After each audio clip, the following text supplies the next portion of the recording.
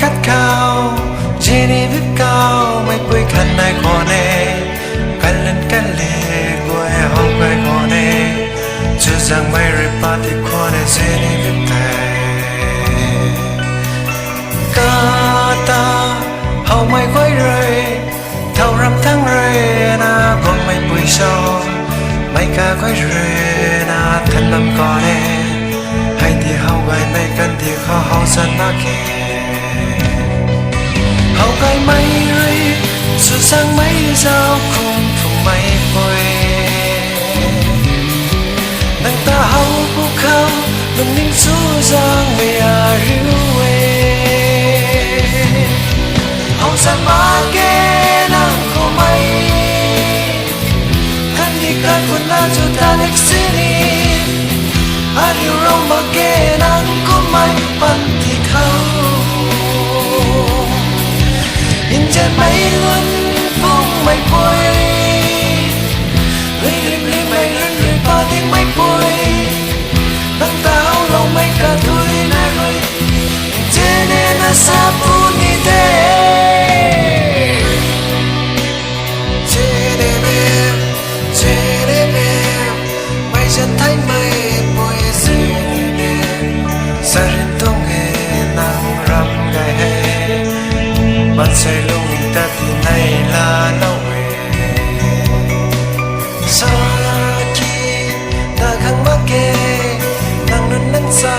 hay cần đi khao bạn say quay ta thì biết lâu về nắng râm gai rồi bạn say quay ta sông gai lâu về hậu gai mấy ơi sự giang mấy giao không phòng mấy vui ta hậu khâu đồng minh số giang mây là tàu về hậu dân ba kê nắng của mây căn đi cao còn đã cho ta lịch sử đi à riu rong ba kê nắng của mây phân thì khâu nhìn trên mây lưng phung mây bụi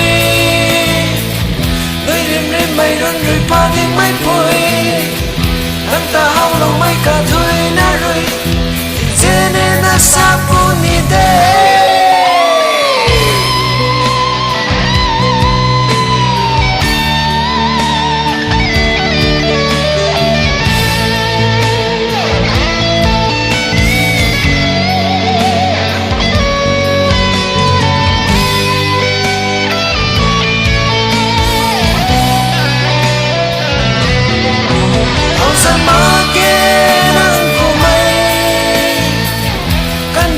con đã cho ta lịch sử đi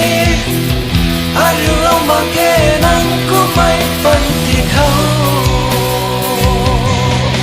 in trên mấy lần phung mấy bụi nơi đêm đêm mây rân rồi ba tiếng mấy bụi nắng ta hao lòng mấy cả thôi na rồi nhìn thế nên là xa buồn đi đây